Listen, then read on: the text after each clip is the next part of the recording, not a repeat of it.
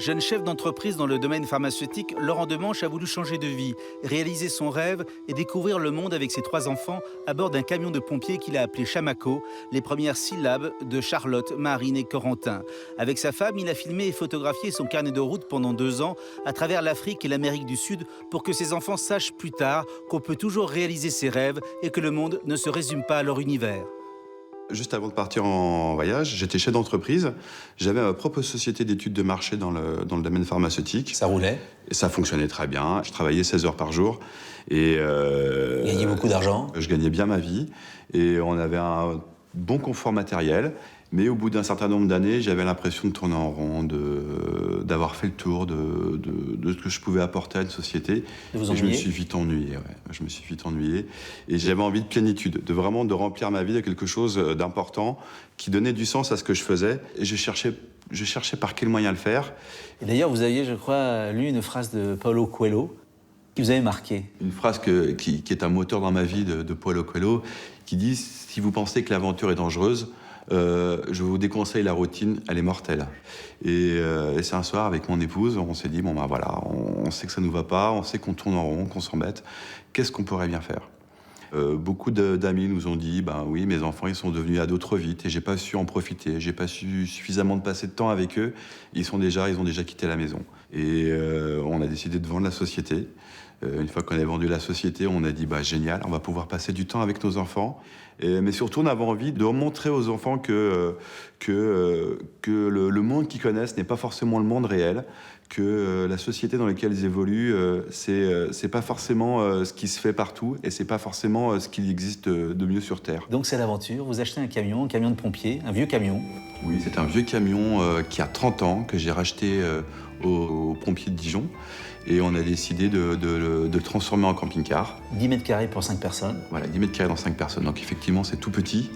Et on a l'habitude de dire qu'on a peut-être une toute petite maison, mais on a une grande voiture et surtout on a un immense jardin. Donc il faut vous dire que vous partez avec 3 petits. Corentin, qui a 9 ans, qui est le plus grand. Marine, qui a 7 ans.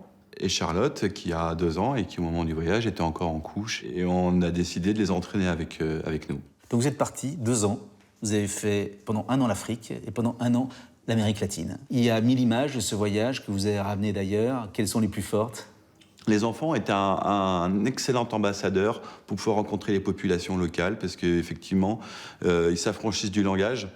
Quel que soit le pays dans le monde, et notamment les pays que nous avons traversés, une famille, c'est quelque chose de sacré. Quand les gens voyaient une famille, spontanément, ils venaient nous accueillir, nous inviter chez eux, et grâce aux enfants, les rencontres se faisaient très facilement. Donc vous avez fait des choses absolument incroyables. Vous avez sauté à l'élastique en haut des chutes du lac Victoria. C'était une manière pour moi d'embrasser l'Afrique et de la remercier pour sa générosité. Vous avez nagé avec des baleines et des éléphants de mer, vous avez caressé des guépards, vous avez touché des singes, c'était l'aventure. Oui, les enfants ont pu effectivement approcher des guépards semi-sauvages et caresser des guépards domestiques.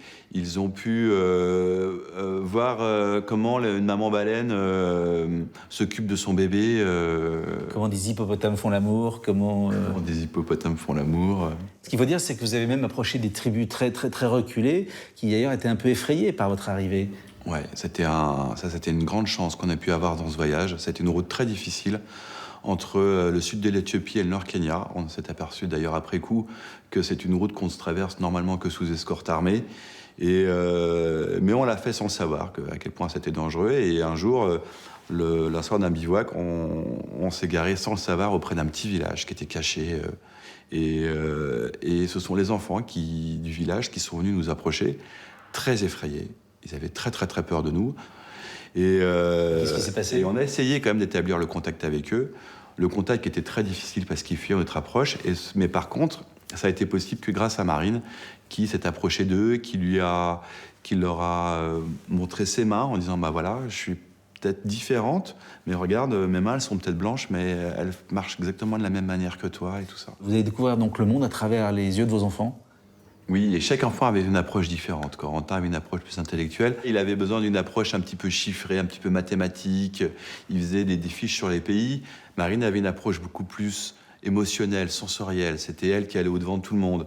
C'est elle qui nous ramenait les invitations. C'est elle qui avait rencontré les enfants, qui nous ramenait des anecdotes. J'en ai une là où un petit garçon lui avait dit il paraît que toi qui es française, qui es blonde, chez vous, on fait les besoins dans l'eau potable. Justement, ces enfants occidentaux qui, avant, dans leur première vie, buvaient l'eau au robinet et il suffisait d'appuyer sur l'interrupteur pour avoir l'électricité, comment ils ont appréhendé ce monde-là? Dans un premier temps, ils avaient peur, parce qu'effectivement, Marine, un jour, m'a dit « j'ai peur des pauvres ».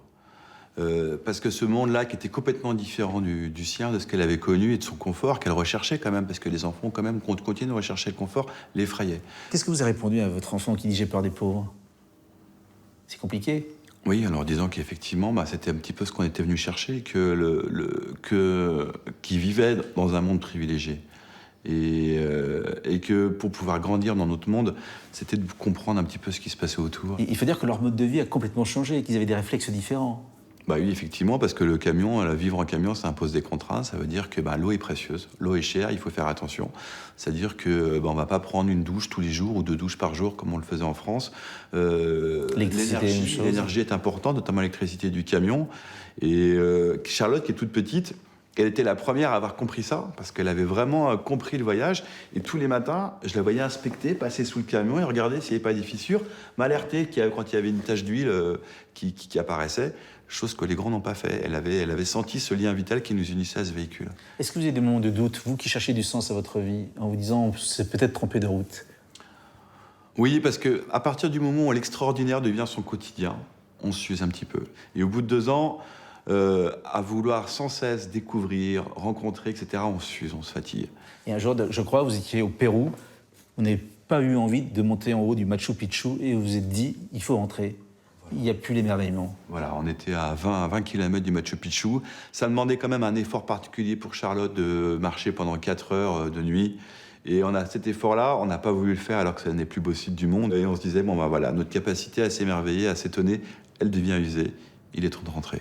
Et votre fille, qui était mauvaise élève avant de partir, est devenue très bonne élève. Elle est devenue, oui, elle est dans les 5 premières de sa classe. Et ça alors qu'elle était ascolaire avant. Donc c'est la preuve que le voyage fait plus que former la jeunesse.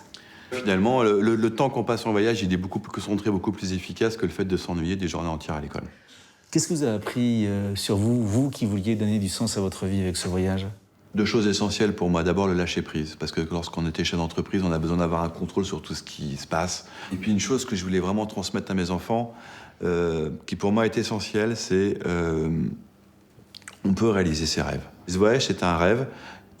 J'ai rêvé avec eux, je les ai fait rêver. Je pense que ça peut leur servir. Et puis je pense que cette ouverture au monde, cette ouverture aux autres, je pense que c'était un moyen de leur donner des armes pour pouvoir s'en sortir plus tard. Qu'est-ce qui vous fait dire aujourd'hui que vous avez eu raison de partir? Aujourd'hui, les enfants, ils ont pris conscience que le monde dans lequel ils évoluent est exceptionnel. J'ai le souvenir de Marine, la plus grande, qui reprend sa petite sœur en disant tiens, tu fais ton assiette parce que tu te rappelles en Zambie, le petit garçon qu'on avait rencontré, il n'avait pas une assiette comme toi. C'est des choses toutes simples dans lesquelles le voyage, comme ça, il revient dans la vie de famille et qui montrent qu'ils ont pris conscience du caractère exceptionnel de leur existence.